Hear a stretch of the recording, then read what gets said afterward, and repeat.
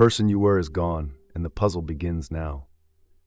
Imagine a proud Athenian ship, gliding across a glittering sea 2.5 millennia ago, every plank polished by salt air, every oar timed to the heartbeat of a living legend called Theseus. Now imagine that same ship moored in a quiet harbor for centuries. One by one, its wooden boards rot, are replaced, are painted anew. Eventually, not a single original beam remains. Stand on the dock, breathe the pine tar scent, and ask yourself with absolute seriousness, is this still the Ship of Theseus, or merely an elaborate imposter?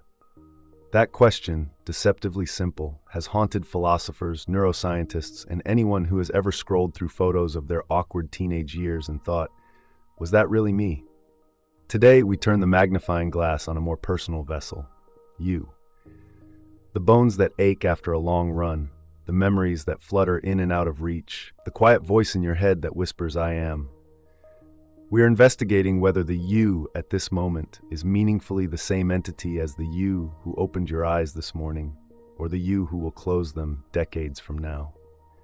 Our case file opens with the body witness. Biologists testify that your body is a river of cells. Your stomach lining renews every 5 days, your skin roughly every month, and even the dense enamel in your teeth drifts in atomic turnover. 7 years, say the popular articles, and you are physically remade. But the body witness is nervous. If material replacement alone erased identity, you would become a stranger to yourself every Sunday brunch. Something else must steady the helm. Enter John Locke, 17th century philosopher, called to the stand by the memory witness. Locke insists it is psychological continuity that anchors identity. If you can remember stealing a neighbor's apples as a child, the Locke court rules, you and that mischievous kid are one and the same moral agent, liable for the crime. But memory, like an unreliable narrator, edits itself. Neuroscientists show that every act of remembering rewrites the original trace. Your fondest recollection is half fabrication, half wishful paint. If memory is so fluid, can it be the iron law of identity? We call forth the Buddhist monk. He bows, serene, and offers no driver's license definition at all. The self, he says, is a convenient illusion like a flickering candle flame. The wax and wick disappear, are replaced, yet we point and say, same flame. So too with consciousness, a swirl of sensations, thoughts, feelings, none permanent, all empty of a fixed core. Identity, in this testimony, is not a noun but a verb, a process of becoming that never arrives. It is an argument that dissolves the entire courtroom, leaving only silence. The existentialist storms in next. Cigarette smoke curling like punctuation. Nonsense, she snaps. You are what you choose. Jean-Paul Sartre grins in the corner. Even if all your atoms are swapped overnight, even if your memories blur like wet ink, the choices you commit to in this moment, love, betrayal, compassion, cowardice, define you. Yet 2 problems linger. First, could an unconscious coma patient still be the same person, stripped of choice? Second, why do some choices feel out of character, like borrowed costumes that never fit? From the back row, a cutting-edge neuroscientist raises a hand. The brain, she explains, is a network of patterns. Neurons fire, rewire, prune themselves in sleep.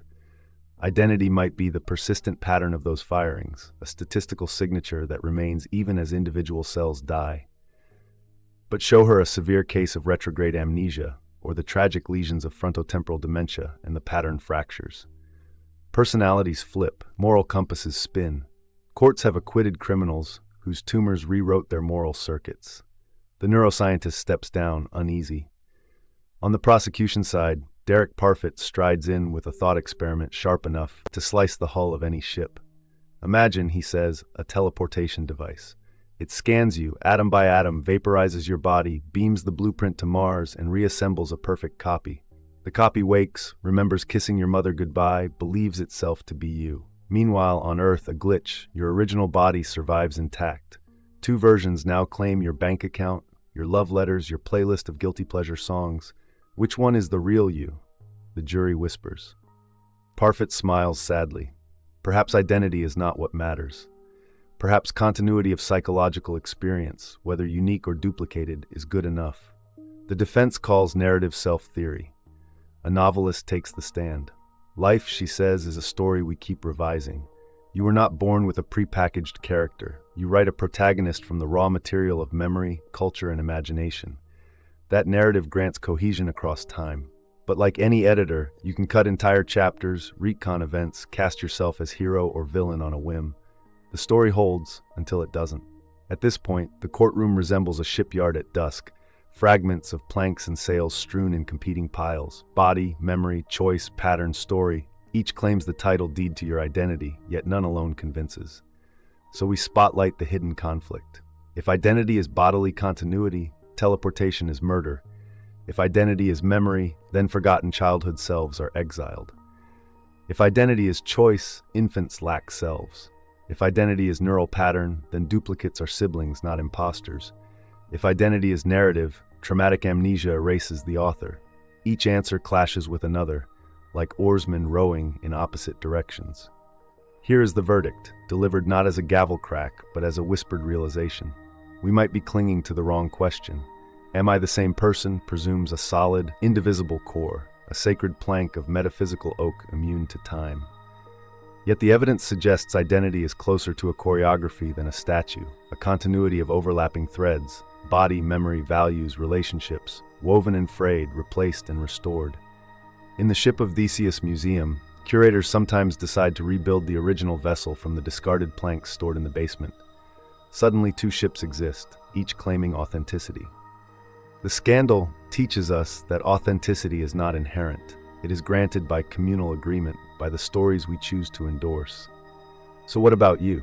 When you scroll through year-old texts and cringe, when you feel estranged from the anger that once consumed you, when you shed habits like old skins, do you mourn a lost self, or do you celebrate evolution?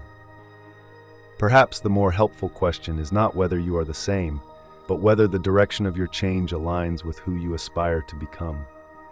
Identity then is a compass heading, not a fixed star. Every dawn hands you fresh wood to patch your personal ship. You are the shipwright. Take a breath, feel your chest rise, your neurons spark, your memories shuffle into place or scatter. Ask yourself, right now, which planks will you replace next? Which values will you keep polished and bright? Which stories will you retire to the basement of what was?